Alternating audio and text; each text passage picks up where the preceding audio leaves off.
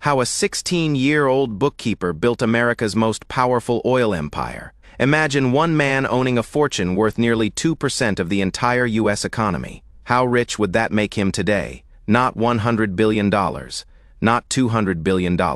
We're talking about wealth on a scale that would make even today's biggest billionaires look ordinary. More than a century ago, one American reached that level. His name was John D. Rockefeller. By the 1910s, Rockefeller's personal fortune had approached $1 billion. The number itself doesn't sound impossible today. The scale does. Compared with the size of the American economy at the time, Rockefeller controlled a level of personal wealth almost impossible to recreate in modern America. Yet, the most interesting part isn't how much money he made. It is how he made it. Rockefeller didn't invent oil. He didn't discover America's first oil field. He didn't become rich by gambling on where the next well would appear. He chose something much less glamorous: refining, then transportation, storage, pipelines, distribution, piece by piece. Rockefeller connected the entire oil business into one enormous machine. By the end of the 19th century,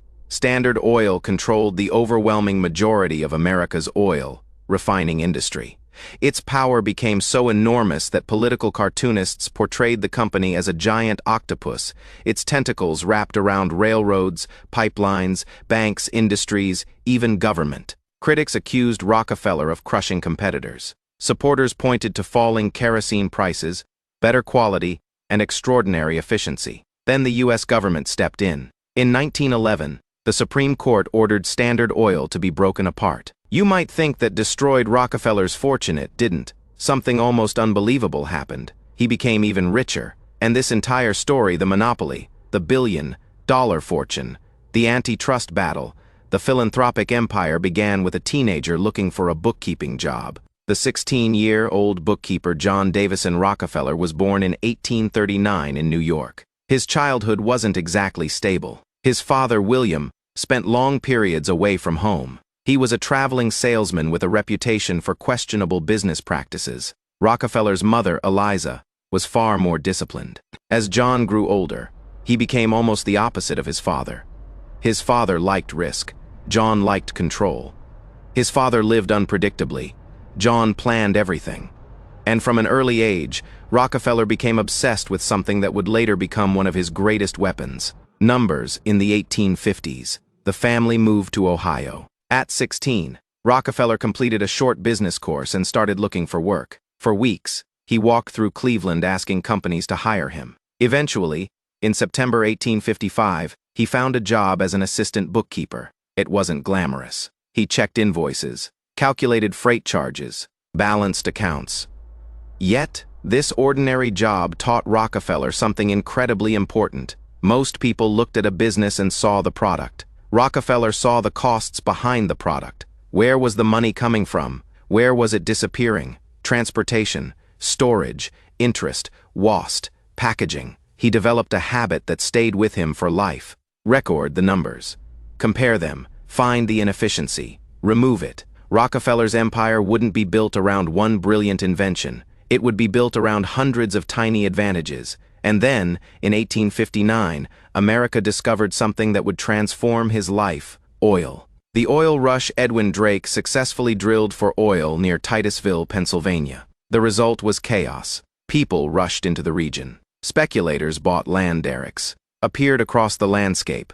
Everyone wanted to find the next great oil well. Some became rich. Others drilled holes in the ground and lost everything. Rockefeller watched the frenzy. He saw opportunity. He also saw risk. Drilling depended heavily on geology and luck. You could spend a fortune and find almost nothing. Rockefeller chose another part of the industry: refining.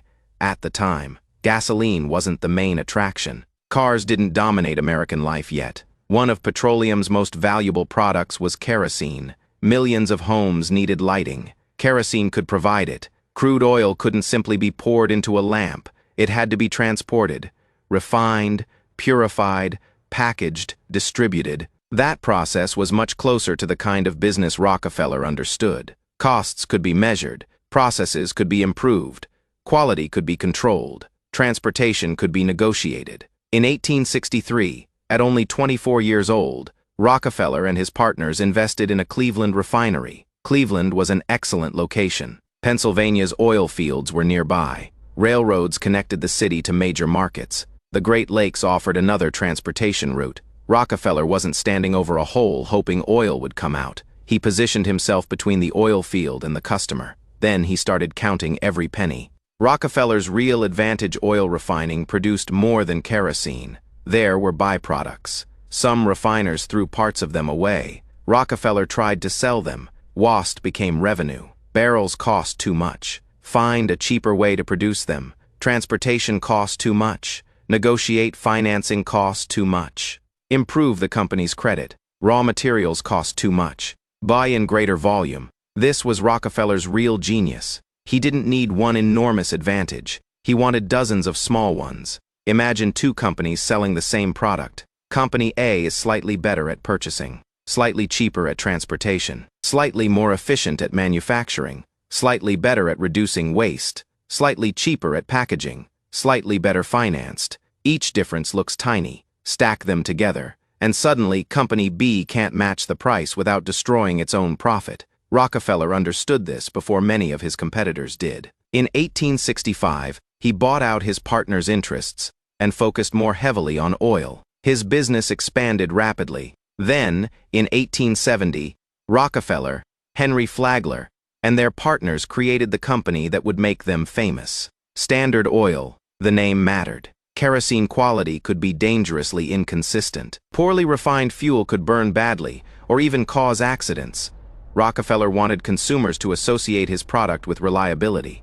A standard product, a standard process, a standard level of quality. Yet Rockefeller wasn't satisfied with owning the best refinery. He wanted control over the system surrounding it. And one of the most important parts of that system was the railroad, the secret weapon. Transportation oil had to move. From wells to refineries. From refineries to cities. From cities to customers. In the 1870s, railroads were critical to that process. Railroad companies loved large customers. A small refinery might ship irregular quantities. Standard Oil could promise enormous, predictable volumes. That gave Rockefeller leverage. Standard Oil negotiated discounts and rebates that smaller competitors struggled to match. Now the machine began feeding itself. More oil meant more shipping volume. More volume meant better transportation rates. Better rates meant lower costs. Lower costs helped Standard Oil compete more aggressively. More customers meant even more volume. Scale created more scale. Smaller refiners faced the opposite problem. They shipped less. They had less bargaining power. They paid more. Their margins got squeezed. Their ability to expand disappeared. This is the moment Rockefeller stopped building merely a successful company. He started building a system that became more powerful simply because it was already powerful. Then came one of the most controversial episodes in Standard Oil's history. In 1872, Standard Oil became involved with the South Improvement Company, an arrangement tied to major railroads and selected refiners. The plan included preferential shipping rates and rebate structures. When independent oil producers discovered what was happening, they were furious. Protests erupted. The arrangement collapsed. Standard Oil kept expanding. That same year, Rockefeller moved aggressively to consolidate Cleveland's refining industry. The episode became known as the Cleveland Massacre. Within a short period, Standard Oil controlled most of Cleveland's refining capacity. Some owners sold voluntarily. Some took Standard Oil stock. Others believed competing against Rockefeller had become nearly impossible. Whatever the individual circumstances, the outcome was clear. Competitors were disappearing. Standard Oil was getting bigger. Rockefeller then pushed the strategy even further. Why depend on other companies at all? You have a business. Rockefeller has a system. Standard Oil began making its own barrels. It built storage facilities. It acquired tank cars. It invested heavily in pipelines.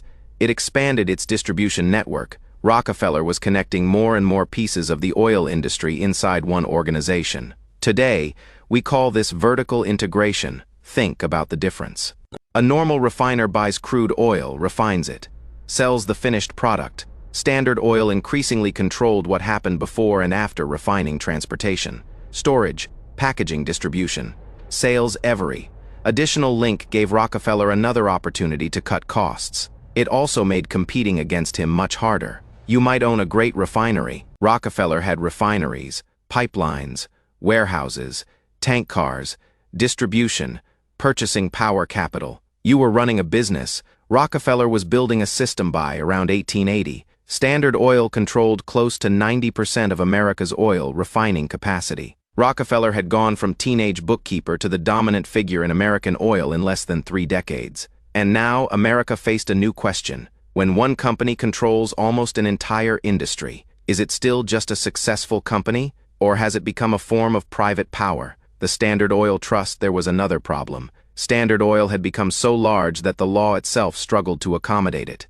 The company operated across multiple states. American corporate law was still built around businesses that were far smaller and more local. Rockefeller and his partners needed a structure capable of coordinating their empire. In 1882, they created the Standard Oil Trust. Shareholders in different Standard Oil companies transferred shares to a small group of trustees. Those trustees could coordinate the entire network: production, investment, transportation, expansion, pricing. The system could operate with unified leadership. It was extraordinarily efficient. It was also extraordinarily powerful. Soon, the word trust became associated with giant corporate combinations across America: sugar, tobacco, steel, railroads. The United States was entering the Gilded Age. Industrial production exploded. Cities expanded.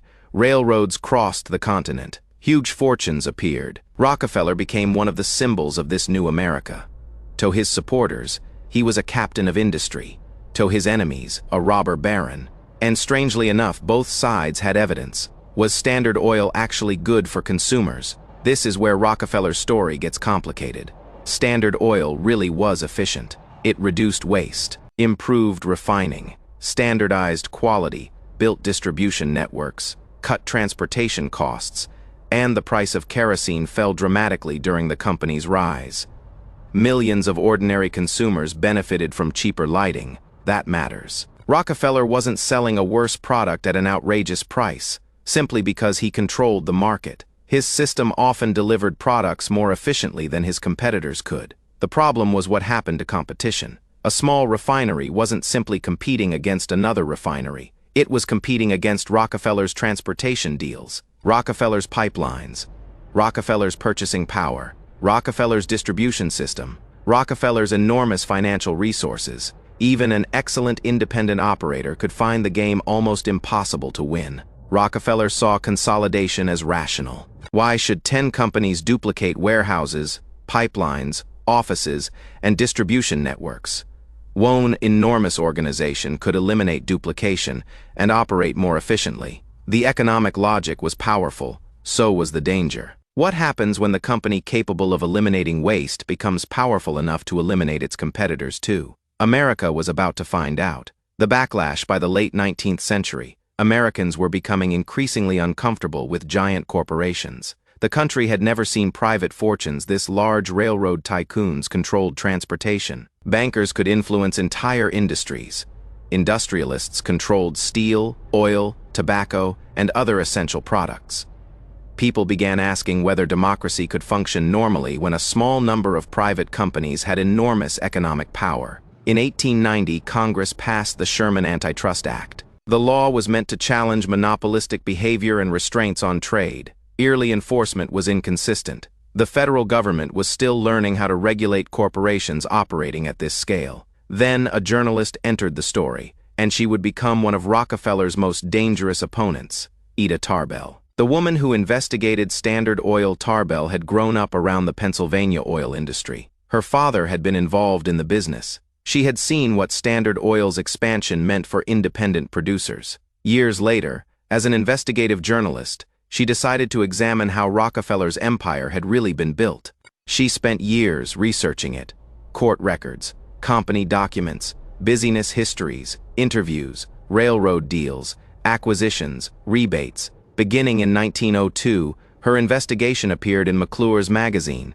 It later became the history of the Standard Oil Company. What made Tarbell so effective was that she didn't need to turn Rockefeller into a cartoon villain. She acknowledged his discipline, his intelligence, his organizational ability. Then she documented the methods Standard Oil had used to gain and defend its position for the public. The empire suddenly became visible. Standard Oil wasn't just a company selling kerosene, it was a network of economic power, and political cartoons captured that fear perfectly. One famous image showed Standard Oil as a giant octopus, tentacles wrapped around pipelines, railroads, industries, government. The message was impossible to miss. This thing had become too big. America was also entering the progressive era. Reformers were challenging corruption, unsafe food, dangerous factories, urban poverty, political machines, corporate monopolies. President Theodore Roosevelt became famous for confronting powerful corporate combinations. Roosevelt wasn't simply against large companies. He believed the government had a responsibility to control corporate power when that power threatened the public interest.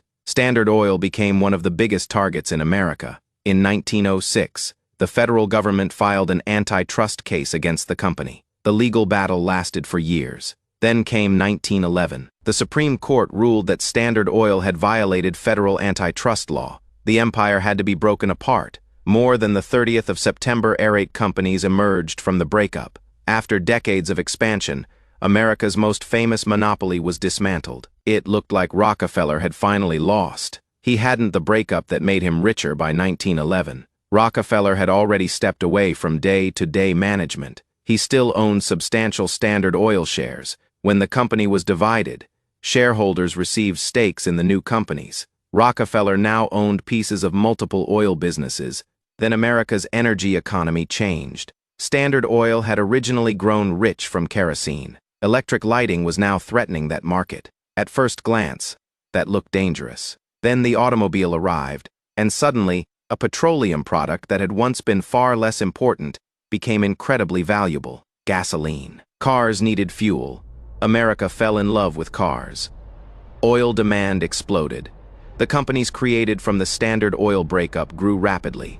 Some eventually became names known around the world: Exxon, Mobil, Chevron. Others evolved through mergers and restructuring. Rockefeller owned shares across the new system. As those companies became more valuable, so did his holdings. The government had destroyed the unified corporation. It hadn't destroyed the underlying businesses, and it hadn't destroyed Rockefeller's ownership. His fortune continued growing. By the 1910s, Rockefeller's wealth approached $1 billion. He became widely regarded as America's first billionaire. It is one of the great ironies in business history. The U.S. government broke up Rockefeller's monopoly, and Rockefeller became richer. What do you do with that much money? At this point, Rockefeller faced a problem almost nobody in history had faced at that scale. How do you spend a fortune that large? You can buy houses, land, art, luxury. Eventually, personal consumption becomes almost meaningless. Rockefeller had already been donating money for years. Now philanthropy became one of the central projects of his life, and he approached giving money the same way he approached making it. Systematically, he didn't want to simply hand out cash. He wanted to build institutions capable of producing results long after the original donation was gone. Education became one major focus. Rockefeller provided enormous support to the University of Chicago, helping it grow into a major research university. Medicine became another. In 1901, the Rockefeller Institute for Medical Research was founded in New York. The goal was to use scientific research to understand disease and improve medicine. Rockefeller also supported public health campaigns, including efforts against hookworm in the American South. Then, in 1913, came the Rockefeller Foundation. Its mission was enormous: improve human well-being on a global scale.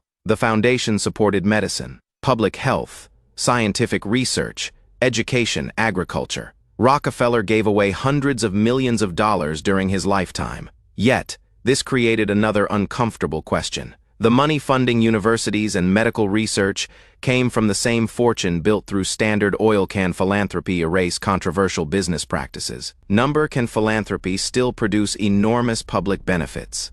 Yes, both can be true. That is what makes Rockefeller difficult to reduce to either hero or villain. Rockefeller's second empire. Rockefeller's greatest talent may have been his ability to think in systems. Look at the pattern. In oil, he didn't see a refinery. He saw supply, transportation, storage, production, packaging, distribution, finance. In philanthropy, he didn't simply see someone who needed help. He saw a problem that could be attacked through research, institutions, specialists, capital, long-term organization. The product changed. The mindset didn't. Rockefeller wanted to create systems capable of operating beyond the individual. That same thinking shaped the way his family handled wealth. Because making a fortune is one problem, keeping it across generations is another. History is full of families that became incredibly rich and then lost everything. One generation builds the fortune. The third inherits the surname. The Rockefeller family tried to avoid that.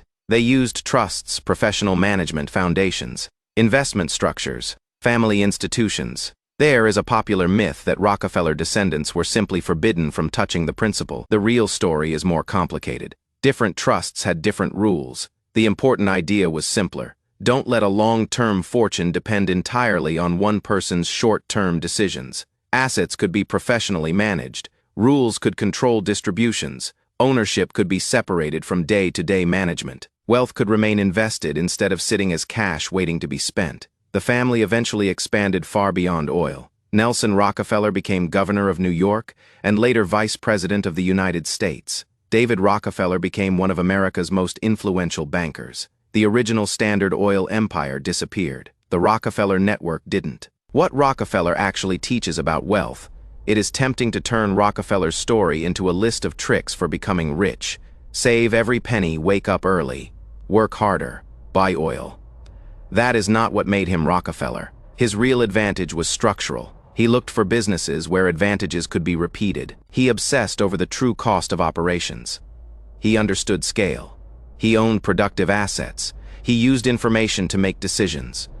Most importantly, he understood that wealth grows differently when it becomes a system. Take his choice to enter refining instead of drilling. Drilling could create spectacular returns. It could also produce nothing. Refining gave Rockefeller more variables he could control. That didn't eliminate risk. It made the process more manageable. His question wasn't, where can I get rich fastest? It was closer to, where can I build an advantage that keeps repeating? That distinction shaped his entire career. Rockefeller also understood something many people miss about cost-cutting. Real efficiency isn't about being cheap. It is about understanding the entire cost structure. A few cents saved on transportation can look meaningless. Multiply it by millions of barrels. No, it matters. Reduce waste, improve packaging, lower financing costs, negotiate better freight rates, increase refinery efficiency. One tiny improvement doesn't build an empire. Do it across the entire system, and the result can be overwhelming. Then scale begins creating advantages of its own. The bigger Standard Oil became, the more leverage it gained. That helped it become even bigger, and that is exactly where the lesson turns into a warning. The Rockefeller paradox. Rockefeller's greatest strength and greatest controversy came from the same instinct: control. Control costs, control quality, control transportation, control distribution, control capital, control more of the supply chain. That made Standard Oil extraordinarily efficient. It also made Standard Oil extraordinarily powerful. At some point, efficiency and monopoly began to overlap. This is the Rockefeller paradox. A company can become large because it serves customers better. Its size can lower costs. Those lower costs attract more customers. More customers create greater scale. Greater scale creates more bargaining power. Then the company may become so powerful that competitors can't challenge it on equal terms. So where is the line? When does successful competition become the suppression of competition? America was asking that question about Rockefeller more than a century ago. And we're still asking it. From Standard Oil to big tech oil and software are completely different industries. A railroad rebate isn't an algorithm. A refinery isn't a digital platform still. Some of the economic patterns are familiar. Modern technology companies can benefit enormously from scale. More users can make a platform more useful. More data can improve a service. Large infrastructure can lower unit costs. A company may begin with one product, then move into distribution, cloud infrastructure, advertising, payments, hardware, artificial intelligence. Suddenly, competitors aren't challenging one product. They're challenging an ecosystem. Rockefeller would understand that logic immediately. Control the critical infrastructure, lower costs. Integrate important parts of the system. Use scale to create more scale. That doesn't mean every giant technology company is another Standard Oil. It means Standard Oil gave America an early lesson in what happens when corporate efficiency becomes corporate power. And it left behind a question regulators are still trying to answer.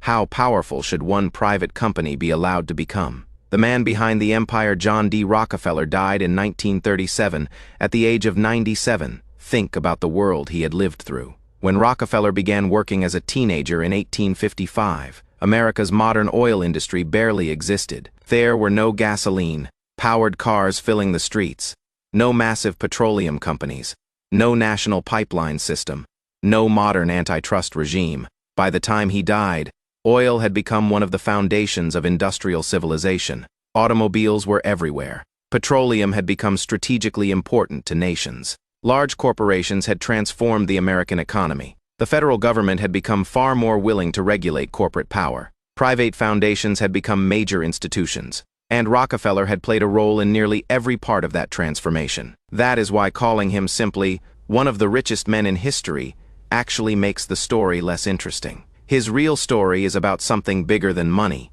It is about systems and power. At 16, Rockefeller studied ledgers. Then he studied transportation costs, then refineries, then supply chains, then corporate structure. Latter, philanthropy. Then the preservation of wealth across generations. The subject kept changing. The way he thought didn't find the structure, understand the numbers, remove inefficiency, build scale, create a system that can keep operating without depending entirely on one person. That philosophy helped create one of the most powerful corporations America had ever seen. It also exposed the danger hidden inside that success. The more efficient a system becomes, the larger it can grow. The larger it grows, the more power it can accumulate. Eventually, society has to ask, who controls the controller? Rockefeller can't be reduced to a business hero. He can't be reduced to a cartoon villain either. He helped make petroleum products cheaper and more reliable. He also built a company with extraordinary market power. He helped create the modern large corporation. His empire helped trigger stronger antitrust enforcement. He accumulated one of history's greatest private fortunes, then gave away enormous amounts of it to education, medicine, science, and public health. All of those things belong to the same story. And maybe that is why Rockefeller still matters. The oil lamps are mostly gone. Standard Oil is gone. The Gilded Age is gone. The economic question remains. Today, the critical resources might be data, computer chips, cloud infrastructure, digital platforms, artificial intelligence. The technology changes, the names change, the scale gets bigger. Then the same question returns. When one company becomes extraordinarily efficient, when millions of people depend on its infrastructure, when competitors struggle to survive outside its ecosystem, when its decisions begin shaping an entire market, when does success become too much power? More than a century ago, a teenage bookkeeper began studying numbers in a Cleveland office. He eventually built an oil empire so powerful that the United States government decided it had to be broken apart. The government dismantled Standard Oil. It couldn't dismantle the system Rockefeller had helped create, and it couldn't erase the question he left behind: how powerful should one company be allowed to become?